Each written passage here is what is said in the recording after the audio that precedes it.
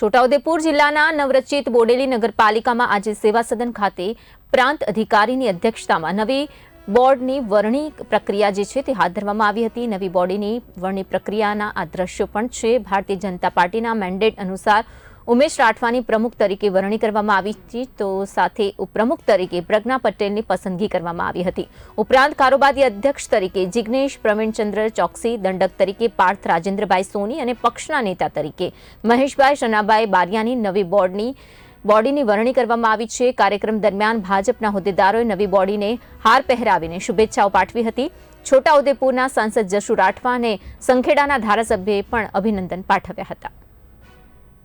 બોડેલી નગરપાલિકામાં પ્રથમ બેઠક જે ચૂંટણી અધિકારીની અધ્યક્ષતામાં યોજાઈ હતી, જેમાં પાર્ટી તરફથી પ્રમુખ અને ઉપપ્રમુખની વરણી કરવામાં આવી હતી। જેમાં મારું નામ પ્રમુખ તરીકે જાહેર કરવામાં આવ્યું છે અને ઉપપ્રમુખ તરીકે પન્નાબેન વિજયભાઈ પટેલની જાહેર કરવામાં આવી। એમાં જે બોડેલી નગરપાલિકાના તમામ નગરસેવકોએ એમને આવકારી લીધા છે અને તે બદલ પ્રદેશની મોવડી મંડળ તેમજ જિલ્લાના તમામ હોદ્દેદારો, જિલ્લાના પ્રમુખશ્રી, મહામંત્રીશ્રી તેમજ નગરના પ્રમુખશ્રી અને તમામ ધારાસભ્યશ્રી, સાંસદ સભ્ય સૌનો અમે આભાર માનીએ છીએ।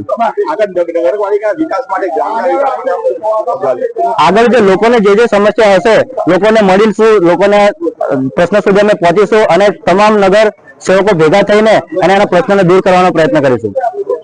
ચાલો, પાલિકાની ચૂંટણીમાં જે આ ઉપપ્રમુખ તરીકે મારી વરણી થઈ છે એનો હું ખૂબ ખૂબ આભાર માનું છું અને બધા સાથે રહીને અમે બોડી સાથે રહીને અમે કામગીરી કરીશું।